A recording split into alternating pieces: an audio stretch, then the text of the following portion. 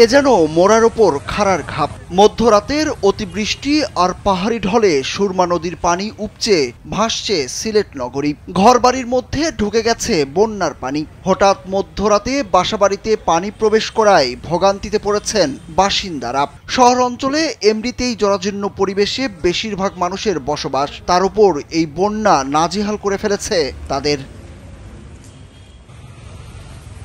রোববার দিবাগত রাত থেকে প্রচণ্ড বৃষ্টিতে নগরীর উপশহর যতরপুর, মেন্দিবাগ, জামতলা, তালতলা, শেখঘাট, কোলাপাড়া, মজুমদারপাড়া, লালদিঘির পাড় সহ অনেক এলাকা পানির নিচে তলিয়ে গেছে। ভুক্তভোগীরা বলছেন, উজান থেকে নেমে আসা ঢলে সৃষ্ট বন্যার পানিতে সুরমা নদী টয়টম্বুর। মিনিস্টার ফ্রিজ কিনুন হাম্বাচিতন, আরও আছে আকর্ষণীয় উপহার। তাই বৃষ্টির পানি নগরের ছড়াগুলো দিয়ে নদীতে মিশতে পারছে না, ফলে অতিরিক্ত পানিতে ভাসছে পুরো নগরী। হঠাৎ করে পানি বাড়ি যাওয়ার ফলে ক্ষয়ক্ষতি তো হয়েছে, অবশ্যই ক্ষয়ক্ষতি হয়েছে বলতে পানির মোটর খোলা হয়নি, পানির মোটর নষ্ট হয়েছে, ঘরের ফ্রিজ নষ্ট হয়েছে, আসবাবপত্র নষ্ট হয়েছে, এমনকি মানে শোয়ার যে খাটও নষ্ট হয়েছে। গতকালকে বৃষ্টি যাবার পরে অনেকের ঘরে পানি ঢুকছে, কি যদি আবার দেখা যায় কিছু কিছু এখনো পানি কমতে আছে, যদি আর কি সরাই যদি কাজ করে, সরাই কাজ করলে জায়গা যদি মুক্ত হয় আর কি। মধ্যরাত থেকে শুরু হওয়া বৃষ্টি চলে সকাল পর্যন্ত। দিনের বিভিন্ন সময় থেমে থেমে বৃষ্টি হচ্ছে, তাই পানি নামছে না।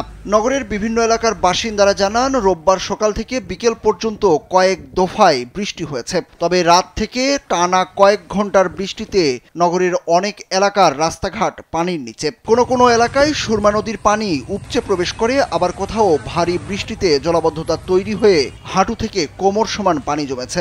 বিভিন্ন বাসা ও ব্যবসা প্রতিষ্ঠানে পানি ঢুকে পড়ায় ভোগান্তিতে পড়েছেন নগরবাসী। অনেকের রান্নাঘরও তলিয়ে গেছে। 2022 সালের বন্যায় বাসাবাড়িতে পানি ঢুকেছিল বলে জানান স্থানীয়রা। মধ্যরাতের ভারী বৃষ্টিতে ভাসছে অনেকের বাসার আসবাবপত্র সহ জরুরি জিনিসপত্র, ভিজে গেছে বালিশ কাঁথাও।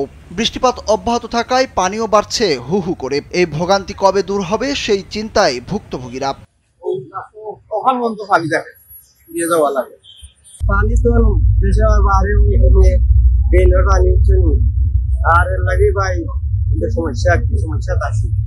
জলাবদ্ধতার পানিতে এগুলা পরিপূর্ণ বন্যার পানি বলা যায় না আসলে, আর আমাদের ছড়ার পানি আটকে গিয়ে নগরীতে জলাবদ্ধতার সৃষ্টি হয়, মানুষ।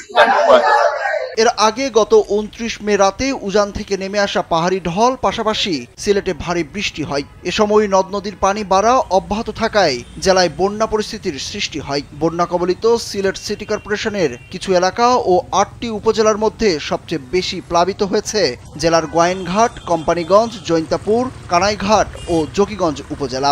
মূলত জেলার প্রধান দুটি নদী সুরমা ও কুশিয়ারা সহ অন্যান্য নদ নদীর পানি উপচে একের পর এক এলাকা প্লাবিত হচ্ছে।